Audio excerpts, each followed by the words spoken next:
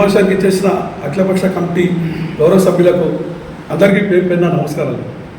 ముఖ్యంగా Aleru revenue division ఏర్పాటు విషయంలో మన ఎమ్మెల్యే గారు కాలయాపన చేస్తున్నారు. అదేవిధంగా మాటల్లో కాదు చేతల్లో చూపించాలని చెప్పి ఎమ్మెల్యే గారిని ఈ సందర్భంగా డిమాండ్ చేస్తున్నాము. మన ఎమ్మెల్యే గారు గత రాష్ట్ర అసెంబ్లీ ఎన్నికల సందర్భంగా మేము అధికారంలోకి వస్తే 100 రోజుల్లో రెవెన్యూ డివిజన్ ఏర్పాటు చేస్తామని చెప్పి ఎన్నికల మేనిఫెస్టోలో పెట్టాడు.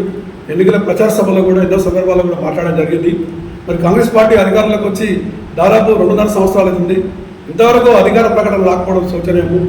అదే మరియు ఆలేరు అభివృద్ధి ఆలేరు అన్ని రంగాల్లో పూర్తిగా అవుతుంది. ఆలేరు అభివృద్ధి జరగాలంటే రెవెన్యూ డివిజన్ ఏర్పాటు తప్ప వేరే అవకాశం లేదు. దీన్ని దృష్టిలో పెట్టుకునే గత 5 సంవత్సరాల నుంచి ఉద్యమాలు నిర్వహిస్తున్నాము. మరి ఆలేరు కాన్స్టిట్యూషన్ హెడ్ క్వార్టర్లో ఉండాల్సిన సబ్ స్టాఫ్ ఆఫీసు వేరే ప్రాంతం తరలింది. తర్వాత R&B ఆఫీసు కూడా, తర్వాత డి ఆఫీసు, ఏసీపీ ఆఫీసు. ఈ మధ్యన ప్రభుత్వం ప్రకటించిన ఆ కాన్స్టిట్యూషన్కి రావాల్సిన ఇంటిగ్రేటెడ్ స్కూలు, తర్వాత 100 పడకల హాస్పిటల్, మెడికల్ కాలేజ్ కూడా వేరే ప్రాంతాలకు తరలించడం జరిగింది. ఇక్కడ ఉన్న హాస్పిటల్ 30 పడకల ఆసుపత్రిని 15 పడకలకు కుదించినారు. ఇది చాలా తీవ్రమైన విషయము. అదేవిధంగా పడుకున్న వాళ్ళమవుతాము. ఇప్పటికైనా మన ఎమ్మెల్యే గారు స్పందించి వెంటనే రేపు 16వ తారీఖు అసెంబ్లీ సమావేశాలు జరుగుతున్నాయి. ముఖ్యమంత్రి సీఎం రేవంత్ రెడ్డి గారిని కలిసి ఆలేరు రెవెన్యూ డివిజన్ సంబంధించిన అధికార ప్రకటన విడుదల చేయించాలని ఈ సందర్భంగా డిమాండ్ చేసినాము. లేని పక్షంలో ఉద్యమ కార్యాచరణ ప్రకటించి మళ్ళీ పెద్ద ఎత్తున ఉద్యమాలు నిర్వహిస్తామని చెప్పి తెలియపరుచుకుంటున్నాను.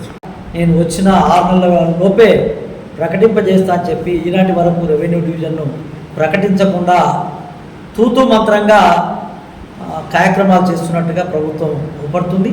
అందుకే ముఖ్యమంత్రి గారు ఇచ్చిన హామీని నెరవేర్చడంలో ఇక్కడ ఉన్నటువంటి కాంగ్రెస్ పార్టీకి సంబంధించిన అన్ని రకాల ప్రజాప్రతినిధులు అందరూ కూడా శ్రద్ధ పెట్టి వెంటనే రెవెన్యూ డివిజన్ ప్రకటించాలి.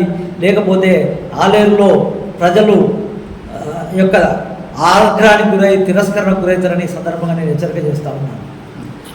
ముందు ఆలేరు ఎమ్మెల్యే గారు బీర్లా ఎల్ఐ గారు ఎన్నికల మేనిఫెస్టోలో ఆలేరు రెవెన్యూ డివిజన్ నేను ఎమ్మెల్యే గెలిస్తే 100 రోజులలో ప్రకటన చేయిస్తానని హామీ ఇవ్వడం జరిగింది. అదేవిధంగా ఇప్పుడు అయినటువంటి రేవంత్ రెడ్డి గారు మాసాయిపేట ఎన్నికల సభలో వారితో కూడా ప్రకటన చేయించడం జరిగింది.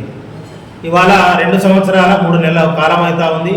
గతంలో అసెంబ్లీలో ఒకసారి ప్రకటన చేసి పాలాభిషేకం చేసుకున్నాడు తప్ప అధికారికంగా ఇప్పటి వరకు కూడా గెజెట్ విడుదల చేయకుండా ఓట్ల కోసమే ఆలేరును రెవెన్యూ డివిజన్గా వారు వాడుకున్నారు తప్ప ఆలేరును రెవెన్యూ శుద్ధశుద్ధి ఇప్పుడున్నటువంటి ఎమ్మెల్యే గారికి లేనట్టుగా మాకు అర్థమవుతా ఉంది. మీరు ఏదైతే ప్రకటన ఇచ్చారో ఆలేరు రెవెన్యూ చేస్తానని 100 రోజులు కదా, ఇప్పుడు 2 సంవత్సరం 3 నెలలు అవుతుంది.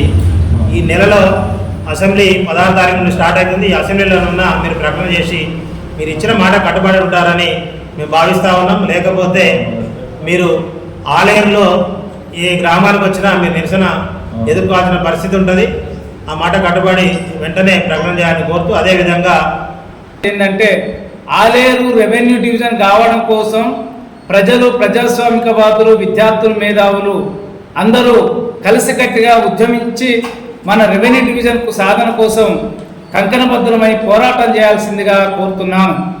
ఈ కాంగ్రెస్ ప్రభుత్వం స్థానిక ఎమ్మెల్యే గారు వెంటనే రెవెన్యూ డివిజన్ కు ప్రకటన చేయాలని, రెవెన్యూ డివిజన్ ను ఏర్పాటు చేసే దిశగా ఆయన కార్యక్రమాలు చేపట్టాలని రెవెన్యూ డివిజన్ సాధన సమితిగా మేము కోరుతా ఉన్నాము, హెచ్చరిస్తా ఉన్నాం.